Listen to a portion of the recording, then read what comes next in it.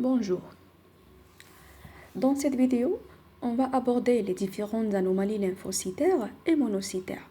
C'est la dernière partie du 4e chapitre des anomalies leucocytaires. On a vu déjà dans la première partie les différentes anomalies à plusieurs lignes sanguines, quelle que soit par augmentation ou par diminution. Dans la deuxième partie, on a vu les anomalies granulocytaires, quelles que soient qualitatives ou quantitatives. Et on va terminer, Inch'Allah, avec les anomalies lymphocytaires et monocytaires. Les lymphocytes, en tant que leucocytes, jouent un rôle primordial dans l'immunité, notamment l'immunité adaptative ou l'immunité spécifique. Sous microscope, les lymphocytes apparaissent comme des cellules arrondies. Ils ont donc une forme régulière, une forme arrondie, avec un noyau de grande taille qui occupe la plupart du volume cellulaire. Le diamètre du noyau lymphocytaire est l'équivalent d'un diamètre érythrocytaire. Donc ici, le noyau des lymphocytes presque de la même taille d'un globule rouge. En plus, les deux catégories des lymphocytes, les lymphocytes T et les lymphocytes B, sont morphologiquement identiques et on ne peut pas les différencier sur un hémogramme ou sur un frottis sanguin. Pour faire ça, ça veut dire pour différencier les lymphocytes T et les lymphocytes B, on a besoin des études à l'échelle moléculaire pour détecter et pour préciser la nature et le type des marqueurs de surface cellulaire. De ce fait, les anomalies lymphocytaires citées dans cette vidéo-là touchent à la fois les lymphocytes T et les lymphocytes B. Et bien sûr, tout comme les granulocytes, les lymphocytes subissent des perturbations de leur production au niveau de la moelle osseuse rouge et au niveau des organes lymphoïdes, induisant donc une augmentation ou une diminution de leur taux sanguin. On peut donc distinguer sur un hémogramme une lymphocytose ou une lymphopénie, quel que soit B ou T.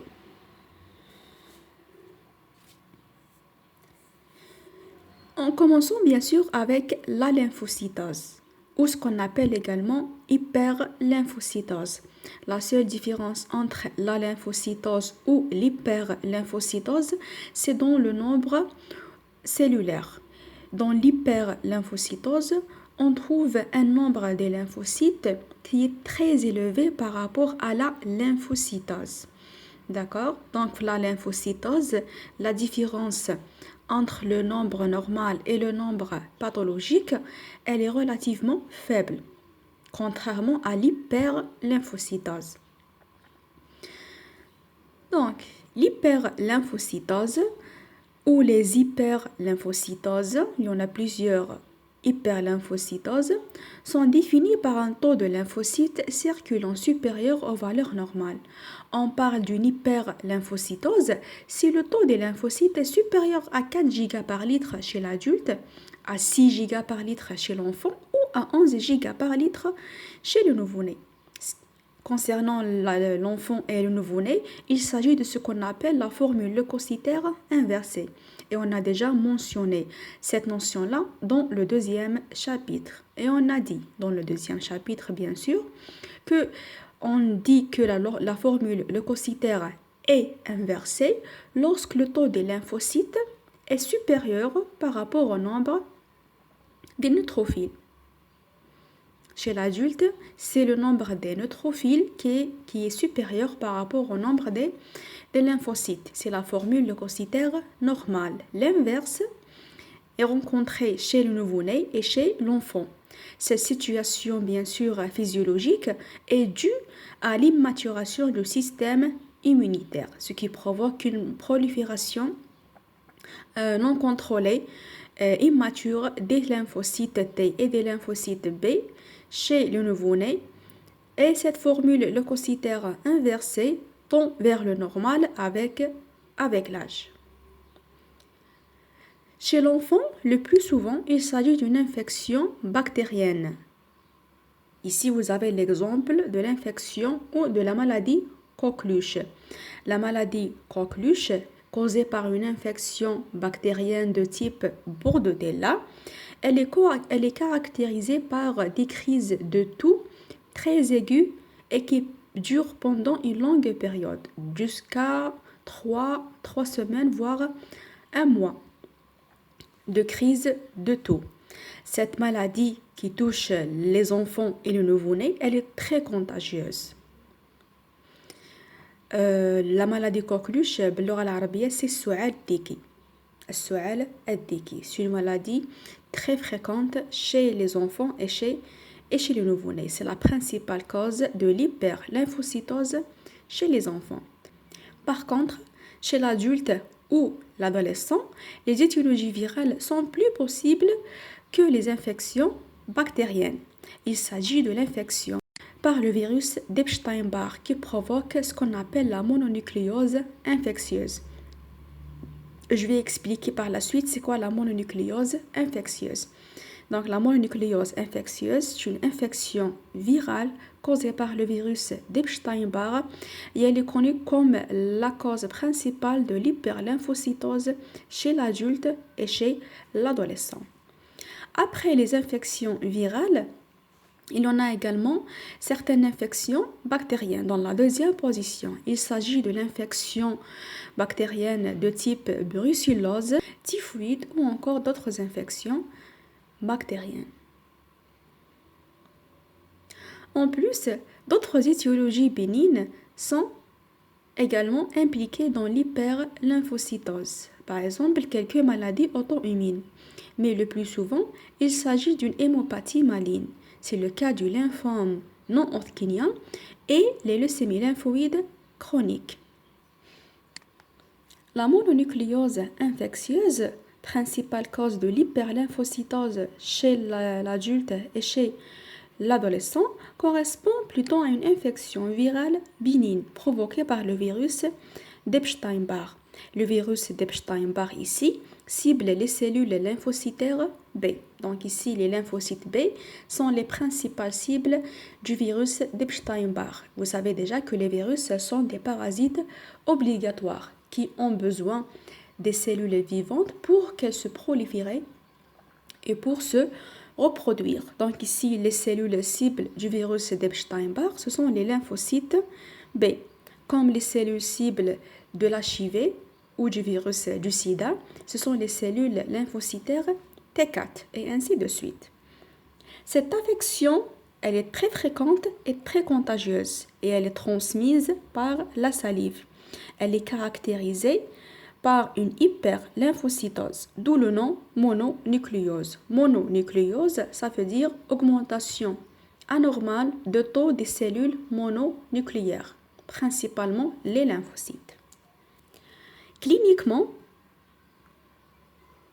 la mononucléose infectieuse se manifeste le plus souvent par une asthénie remarquable, par des céphalées, d'une fièvre, des angines, des adénopathies et d'une splénomégalie.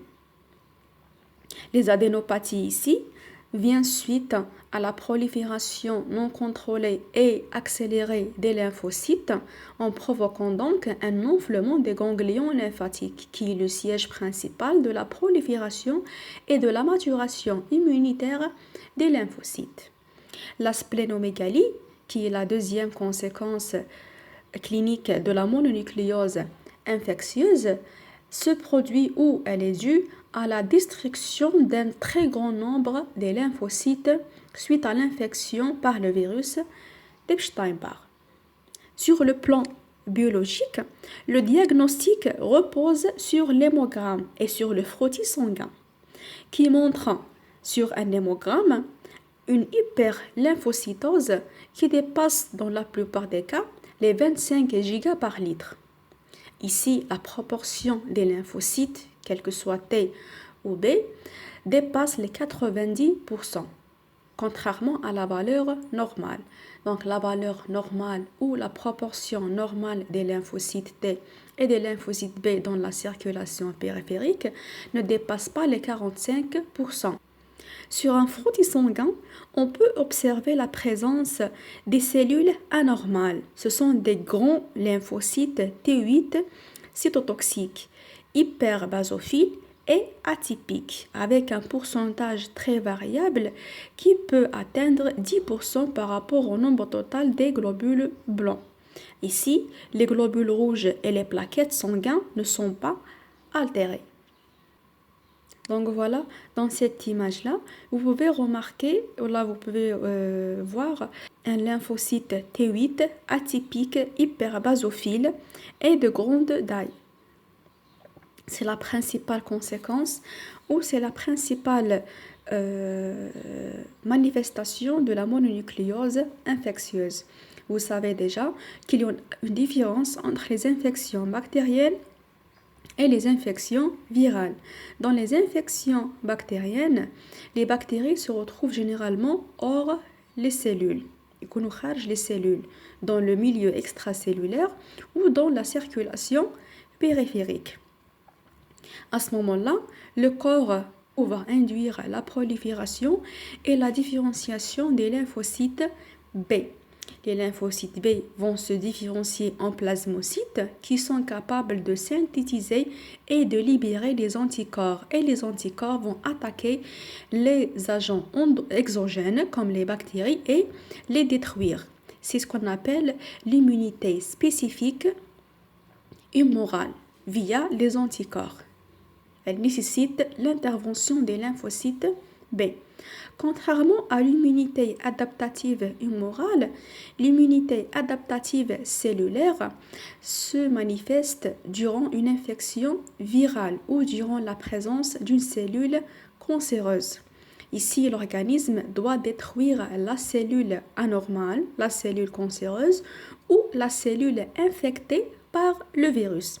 Donc ici, l'agent pathogène ne se trouve pas à l'extérieur de la cellule, mais il se trouve plutôt à l'intérieur des cellules. Et l'organisme, pour éliminer cet agent pathogène, doit détruire la cellule infectée tout entière.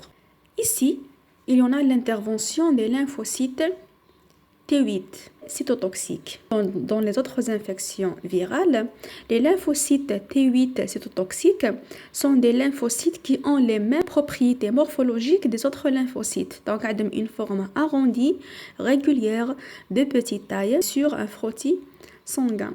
Dans la mononucléose infectieuse, il y en a l'apparition de l'immunité bien sûr adaptative cellulaire, la différenciation et la prolifération des lymphocytes T8 cytotoxiques. Mais dans cette maladie ici, les cellules T8 cytotoxiques sont un peu particulières par rapport aux autres lymphocytes rencontrés dans les autres infections virales. Ici, les lymphocytes T8 cytotoxiques sont atypiques. Ça veut dire une forme cellulaire anormale, irrégulière. Elle n'est pas ronde. De grande taille, une très grande taille par rapport aux autres lymphocytes et hyper basophile. Le cytoplasme est coloré en bleu. Et on a déjà parlé de la notion de l'hyperbasophilie et de l'hyperacidophilie, voilà, de la basophilie et de l'acidophilie dans l'hématopoïèse. Donc, sur un hémogramme, s'il y en a une hyperlymphocytose, il y a une suspicion dans la mononucléose infectieuse et cela est confirmé par le frottis sanguin suite à la présence de ce type de cellules atypiques et anormales. La deuxième anomalie lymphocytaire, c'est la lymphopénie, qui peut être dépendante d'un défaut de production des lymphocytes B ou de lymphocytes T et expose l'organisme à une immunodépression variable. Cette immunodépression vient suite à l'absence ou à la diminution de nombre des lymphocytes T et des lymphocytes B, principales cellules responsables de l'immunité spécifique. Ces lymphopénies sont généralement remarquées durant un lymphome hodgkinien, en cas d'intoxication par des toxines ou des agents anaplasiens comme les médicaments anticancéreux, le benzène, les agents de radiation ionisante, suite à l'envahissement de la moelle osseuse rouge par des cellules cancéreuses ou encore suite à une infection virale, surtout l'infection par le virus d'HIV ou le virus du sida qui infecte les lymphocytes T4. Dans la lymphopénie, on peut citer également l'hypersplénisme. Et on a déjà expliqué c'est quoi l'hypersplénisme. C'est l'accentuation ou c'est le renforcement de la fonction splénique destructive suite à une splénomégalie. Et finalement, on a les anomalies monocytaires. Les anomalies monocytaires sont rarement observées et ont une signification pathologique très limitée. L'élévation de taux des monocytes, ou ce qu'on appelle également hypermonocytose, lorsque le taux des monocytes est supérieur à 1,2 giga par litre. Cette situation s'observe rarement à l'état isolé. Elle est toujours associée à d'autres altérations leucocytaires, comme les altérations leucocytaires granulocytaires ou lymphocytaires. C'est le cas des leucémies myéloïdes aiguës ou chroniques, les infections bactériennes, virales ou parasitaires, les maladies inflammatoires, les hémopathies et la splénectomie.